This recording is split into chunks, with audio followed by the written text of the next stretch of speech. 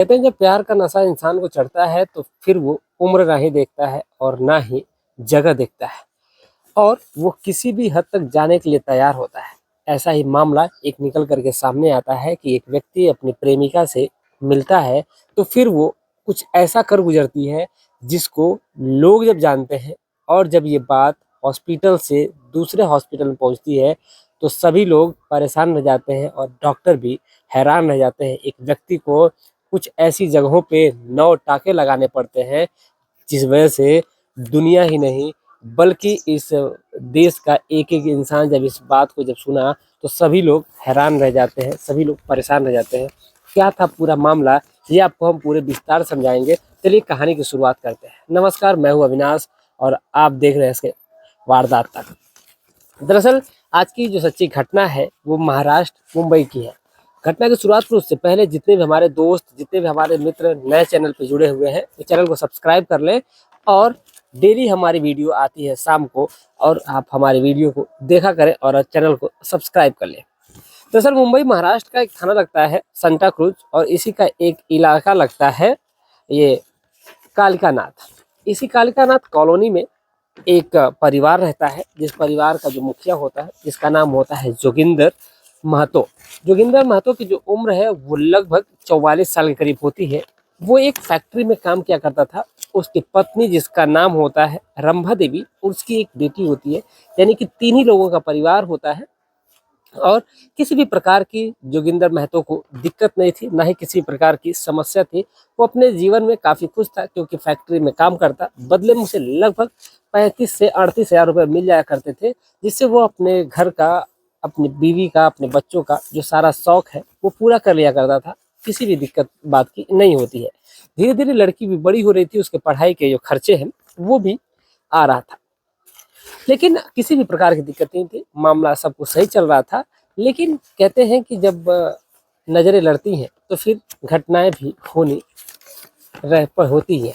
दरअसल जोगिंदर की एक बहन होती है और बहन की जो शादी है वो वहाँ से कुछ ही दूरी पर किया रहता है और वहाँ से जो उसकी बहन है उसकी एक ननद होती है जिसका नाम होता है पूनम देवी।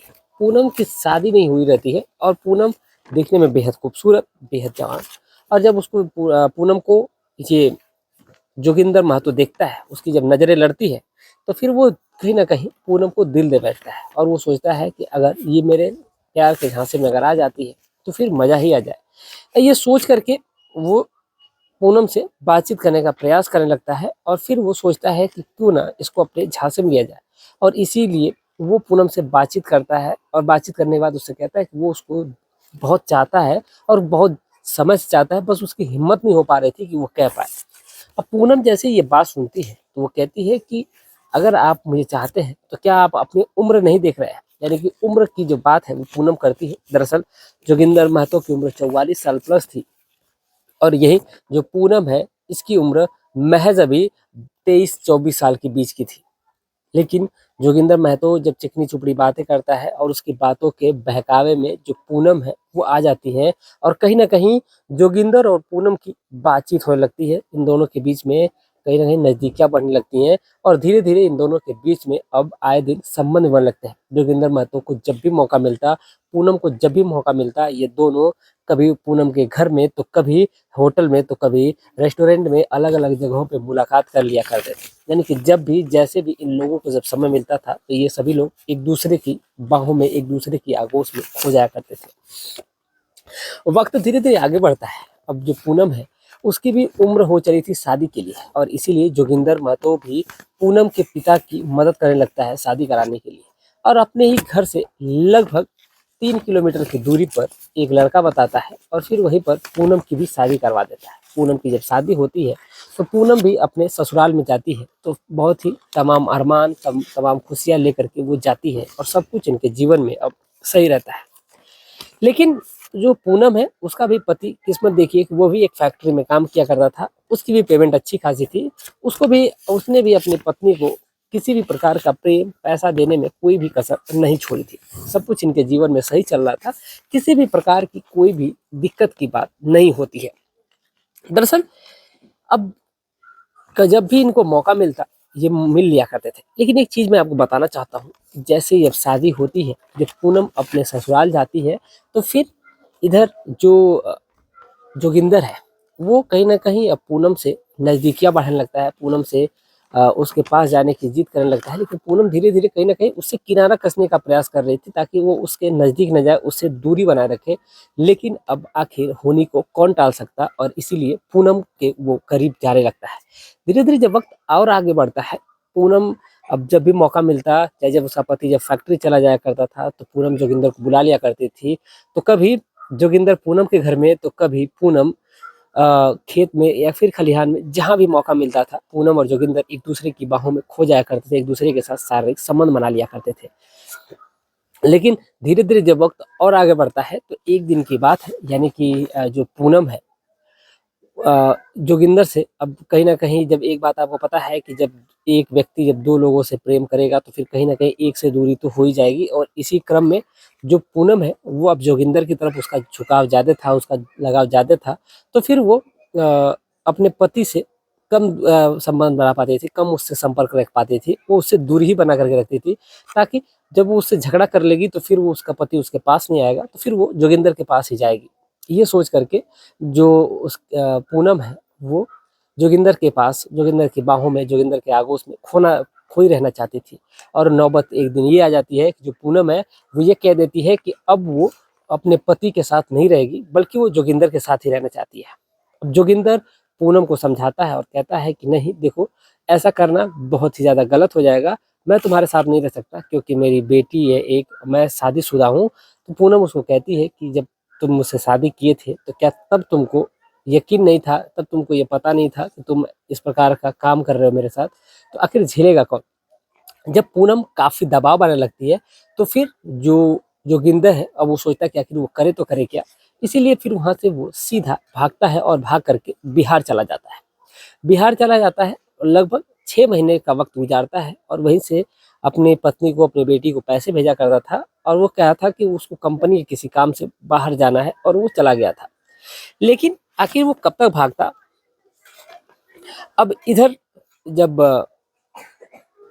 उसको अपनी पत्नी की, उसको अपनी बेटी की जब याद आती है, तो जो जोगिंदर है, वो सीधा वापस से मुंबई चला जाता है। और जब मुंबई जाता है, तो फिर वहाँ पर जो उसकी प्रेमिका थी, यानी कि पूनम, जब वो देखती है कि जोगिंदर आ गया है, तो फिर वो उससे बातचीत करने का प्रयास करती, बातचीत करने की कोशिश करती, लेकिन वो जोगिंदर उसका ना ही फ़ोन उठाता और ना ही उससे बात करने का प्रयास करता।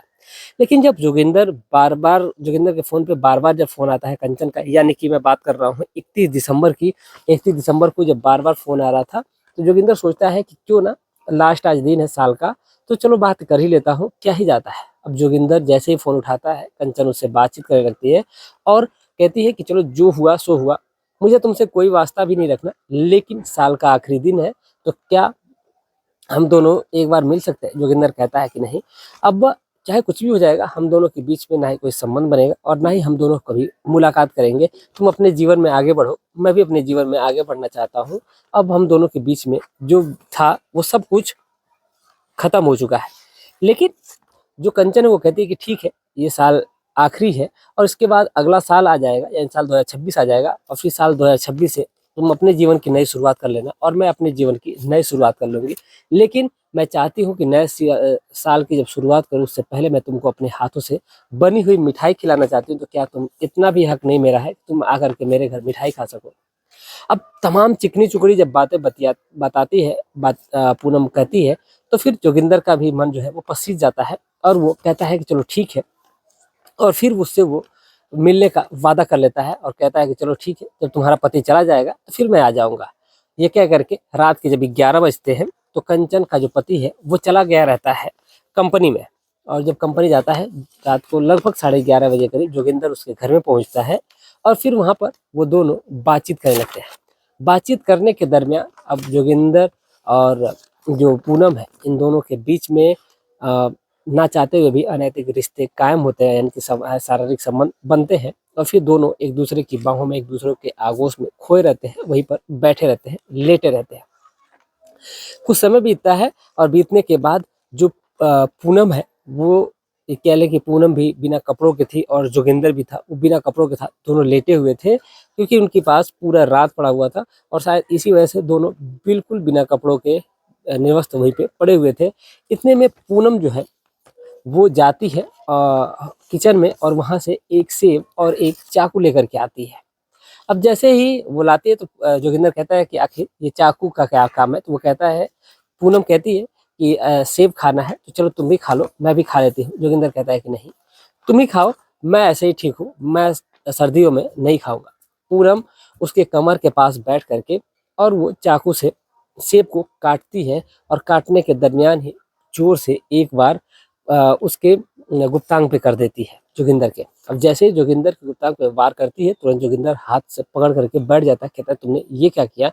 इस पर जो पूनम है वो कहती है कि तुम अब अगर मेरे नहीं हो सकते तो फिर तुम अब किसी के नहीं हो सकते, किसी के काम के लायक भी नहीं मैं तुम्हें छोड़ूंगी। और वो बार बार उस पे वार करने का प्रयास करती है। जोगिंदर किसी तरह खुद को बचाता है, खुद को लपेटता है कपड़ों से और फिर वहां से वो भाग करके अपने दरवाजे पे जाता है और जा करके दरवाजा जब फटफटाता है तो फिर अंदर से उसकी बेटी, उसकी पत्नी दरवाजा जब खोलते हैं तो फिर उसकी हालत देख करके सभी लोग हैरान रह जाते हैं, सभी लोग सन्न रह जाते हैं।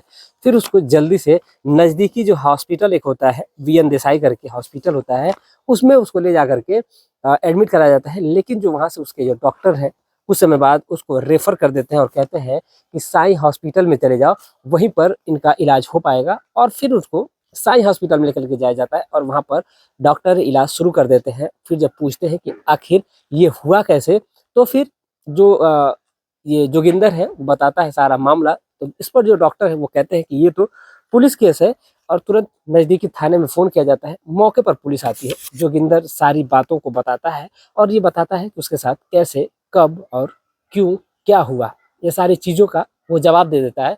तुरंत मौके पर पुलिस पहुंचती है तो वहाँ पर जो पूनम होती है वो नहीं होती है, अपने बच्चों के साथ वहाँ से वो फरार हो गई रहती है। वहाँ पर सीसीटीवी कैमरा लगा रहता है। पुलिस सीसीटीवी कैमरा खंगालती है जिसमें जोगिंदर की भी फोटो दिखाई देती है। जोगिंदर जा रहा है। फिर कुछ ही समय बाद जो पूनम है वो भी अपने बच्चों के साथ भागती हुई नजर आती है। फिलहाल पुलिस उसकी तफ्तीश जारी कर दी है लेकिन अभी तक कोई भी उसका सुराग हाथ नहीं लगा है। और 1 जनवरी यानी कि नए साल के समय इसके साथ, जोगिंदर के साथ ऐसा इस प्रकार का हादसा हो गया। तो आप क्या कहेंगे इस पूरे घटनाक्रम के बारे में। साथ ही साथ हमारे साथ कुछ कमेंट करने वाले व्यक्ति हैं जिन्होंने कमेंट किया है। राजेश कुशवाहा जी हैं, विनोद कुमार जी हैं, संजीव कुमार जी हैं गोरखपुर से, और नवीन शर्मा जी हैं प्रयागराज इलाहाबाद प्रयागराज से, विपिन कुमार जी हैं, संदीप रावत जी हैं, ये उत्तर प्रदेश मऊ के रहने वाले हैं। विकास राय जी हैं, ये भी उत्तर प्रदेश मऊ के रहने वाले हैं।